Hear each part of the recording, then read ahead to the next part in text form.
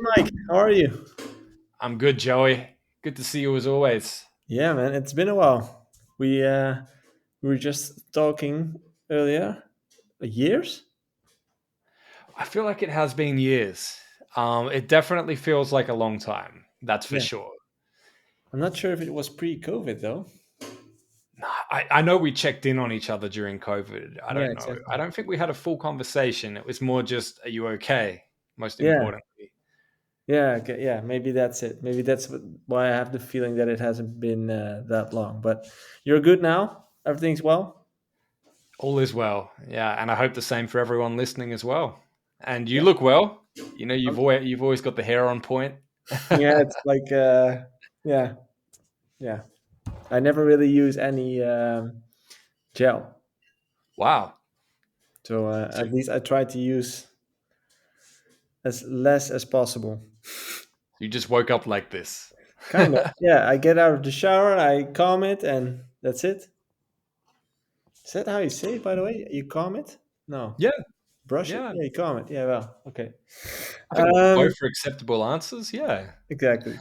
So, what I wanted to talk to you about today is kind of the going through the latest updates regarding the whole playlist situation. You're the playlist boss, and the last time we spoke has been a while, as we mentioned. So I was kind of curious to hear from you in the last few years what has been added to. Well, let's keep it with the main platform, so Apple Music and Spotify, I guess. The biggest changes that you've seen, which you think could be beneficial for artists these days. Wow. It's a very open question. Yeah. It's interesting because I'll be the first to admit, I use the word playlist as sort of a buzzword when I first wrote the books and started doing all of this. Yeah. And it's interesting. It still is a very popular word, if we're talking in terms of SEO or things like that. But I feel like there hasn't been a large amount of developments in the way of playlists as much as there's been developments outside of playlists through other editorial features. So I guess to expand on that a little bit, Yeah, sure. yes, playlists are still exist in existence. They're still very popular. They still can help an artist get their numbers up and things like that. Hmm. But there's all these other ways that artists can get heard on music streaming platforms, specifically, such as they now have radio stations built into them. They have endless listening modes where you listen to an artist. You could be listening to Joey Suki, and then when it's done, instead of silence, it just keeps playing other artists. Yeah. And what I've found, and I can't speak for everyone, is that as opposed to just playing a playlist, and then choosing the next one, people are more likely to just start playing music and just hope that it just keeps going and it just keeps delivering endless music that they want to Mm. listen to. And I think part of the reason why it's gone more in that direction is because of all the smart speakers that we have in our houses, in our cars, in our phones, in our headphones and earbuds now. A lot Mhm. of people are just saying, play new hip hop music, play upbeat dance music, play gym Yeah. music, whatever it is. And they're just getting fed music as opposed to saying, play the 2022 hype up massive gains playlist. And Yeah. then that playlist runs out and they have to go hunting for more music. So, Do you have any data on that? As in, is that like a for sure that a lot of people do that? Because I don't know a lot of people who actually do that. As in the Netherlands, most people don't really do that. That's yeah, I mean, as far as numbers go, I certainly don't take this as, you know, solid, Mhm. as such. But one number I had, a friend that is an editor at one of the platforms here in the United States said to me that 40% of requests for chill music are people actually using their voice. Wow. Um, and then I started to look into it, and I mean, one thing you can do, what most of us can do, is go into the back end tools at Amazon Music for Artists, Spotify for Artists, and they show you things such as how people are hearing your music. Amazon Music for Artists specifically show you the number of voice requests where people have actually said the artist name, a song title, an album title, or Mhm. they've even spoken, or even in some cases sung excuse me, sung part of the lyrics to the song. Really? um, Oh. and you can actually see that in there. So it's interesting because I've had artists come to me and say, I had no idea that 200 people requested my music by name specifically, Yeah. using Alexa. Um, so that's really cool. And I mean, once again, not speaking for everyone, but for me, when I listen to music now, I use hands free as much as I can. If I'm driving or if I'm walking somewhere, I've got, I won't say the name because all my technology will go off, but I've got the Apple Assistant in all my devices. Mhm. And, I'm finding that I'm starting stations based on a song I like, or I'm just requesting an artist I like and listening to their latest music. Um, and outside of that, there is a number of radio stations that all of these music streaming apps are creating as well. So when you don't know exactly what you want to listen to, you could just press play and start streaming those. Oh, sick. Maybe the states. I'm not sure though. We do have a lot of smart devices here. If I look at my home, like the Lightning, we have Sonos, like all those type of stuff. But somehow the voice activation of music, um, to me at least, is a bit weird because it never really plays the thing that I wanted to play, unless you really aim for like an artist or whatever. But maybe I'm just a bit too picky when it comes down to music. Um, like I can imagine that, let's say, normal people who aren't artists or that related with music, they just come in house and say, "Hey, play some chill music," and then the whole thing starts to play. That will make sense to me, but to me, it somehow just doesn't really work that well. Yeah. It's going to be different for every person as well. It's Mhm. it's something I've definitely noticed over the last few years more so, and I don't know if it had anything to do with majority of people here being at home and just having music playing in their house for background noise, or to feel comfortable. Because if Yeah. you go from working in an office with a large amount of people and noise and conversations, and then you work from home and it's silence, some people can't Mhm. actually concentrate with silence, as strange as that sounds. um, I know that without even intentionally doing it, we've talked about chill music. I mean, it's no surprise that in the last few years, a lot of lo-fi, a lot of down-tempo chill music Yeah. really picked up even more, because it's perfect while you're working, because a lot of the time it doesn't have words. You're not going to find yourself racing to Shazam that song, to add it to your playlist. And that's not downplaying. I'm a big fan of lo-fi and chill music. Yeah, me Um, too. but it is the kind of music you can have on in the background, without having to run to see what is playing and all of that. Hmm. So that's kind of my Regarding, discovery. yeah, so regarding the playlist, you say like the algorithm has kind of shifted, or the human behavior on the platforms has kind of shifted, and the playlists as they were didn't really change that much. Yeah, I mean, the amount of playlists has increased significantly. Yeah. Which is great in a way, because it means arguably there's more opportunities for artists to end up on a playlist, but it also means that it's very competitive for people's attention. Instead of Yeah. a small number of playlists focused on a specific genre or mood, you've now got an endless amount, and everyone has the opportunity to just create their own. Um, Yeah. so I feel like they're still important, and they're still very much the go-to for a lot of people, but it has become a lot more, don't want to say saturated, but it has become a lot more challenging for artists now, if focusing purely on playlists is your intention. I still, Yeah. just for the record, I still believe that getting on a larger editorial playlist can help an artist to find some new fans and gain more streams. Like, I'm not saying that they aren't still great, and even some of those Mhm. third party or user created playlists, but I do feel like there just became so much focus on them that people were putting all of their energy into that and basically just saying, for this song, our strategy revolves around getting on these playlists, and that's it.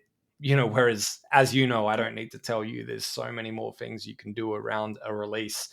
And as a result, the playlists will come. If you go down a different route and you are very active on TikTok or Instagram Reels or YouTube Shorts, and people start to notice you there, that will then translate over ideally to music streaming, and you will end up on playlists as well as a result.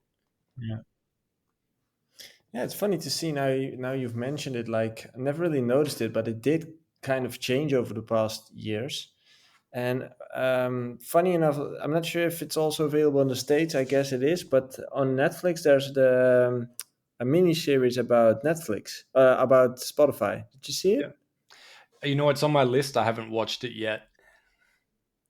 Okay, yeah, it's called The Playlist, and I must say I really liked it. And what I didn't know was that the playlist, so the functionality of having a playlist, was kind of the, you could say, breakthrough thing that made Spotify interesting for a lot of people.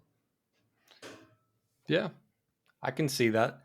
It's to me, it's almost like you could compare playlists to CD compilations, where you would go to the record store and you would buy a disc with 20 songs on there that, ideally you like all of them and you play it all the way through. Um, Yeah, but yeah, it's funny looking back on Spotify and how they started and how much, it changed the UI, some of the things they had. I don't know if you remember this, but in the early stages, you could actually direct message people within Spotify. And so it was oh, crazy because I'd have someone I used to work with or someone I went to school with direct messaging me because they make music, and they'd be like, "Hey, I got this track." And you could include the track with the direct message within Spotify. Um, I totally understand why they don't do that now. I mean, looking at SoundCloud, a lot of great things have come from those direct messages, but a lot of messages have come as a result. It got very, very busy in the yeah, inbox a lot of for bots everyone. as well, I guess. Yeah. Yeah, yeah.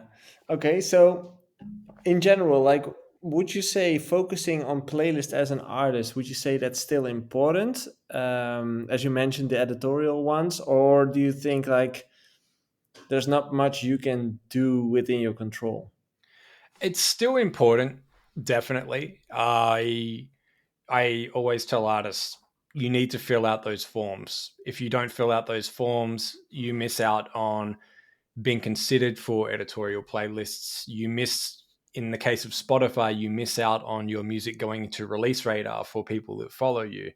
Um, Hmm. with Amazon Music, you miss the opportunity to tag up to 3 artists that sound similar to that song that you're releasing.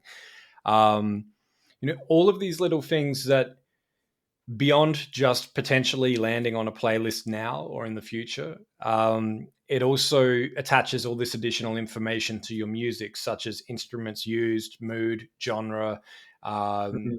hometown location of the artist, similar artists, and things like that. And that travels with the song everywhere it goes. So outside of these playlists, there's potential for that song to be delivered to the right audience as well on those endless listening modes, those radio stations, and things like that. Not to mention, a lot of these streaming services now have a free version where the only way you can listen is on shuffle, and they're going to be placing songs in there for you. Um, Hmm.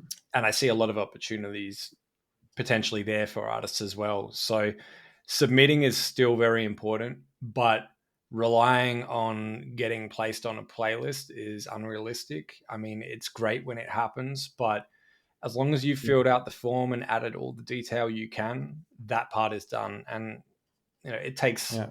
less than 5 minutes per platform. And I think there's probably 5 different platforms that offer that submission process right now. So it really Yeah. isn't going to take up more than 30 minutes as long as you've got Yeah. all the information in front of you.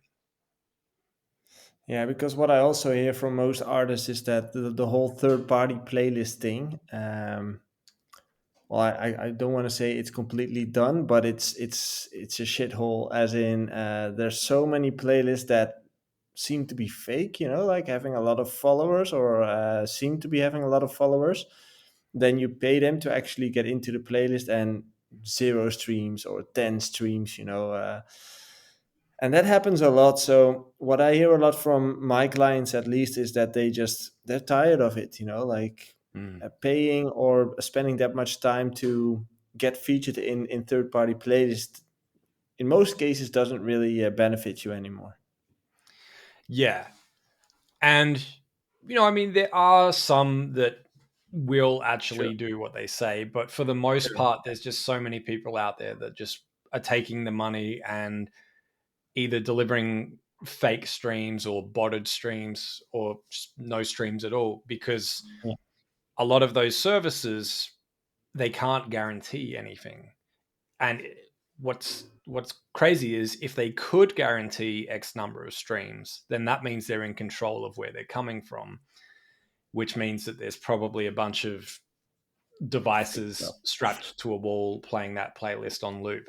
Mhm. Um, what pains me is that the people that make these and do these services and charge money for it, there's no way to punish them because they can just create a new account, a new PayPal, a new whatever, and just do it again.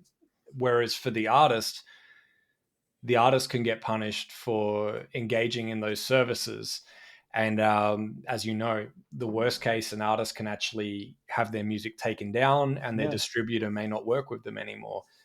But And that's weird to me that's the as well, worst case. because it's so hard to see beforehand if a playlist is fake or not. So it's weird that you get punished as an artist. To me. It is. It really pains me to see that. And so, a lot of people will say to me, hey, why don't you call out all of these services that are doing this? And I said, Mm. well, I could do that, but then they can just start up the next day under another name. Yeah. What I prefer to do is just focus on educating the artists and just protecting them from this ongoing and just saying, look, I know that you care about your music, you do anything to grow your audience, grow your numbers, but here's why this isn't the right way.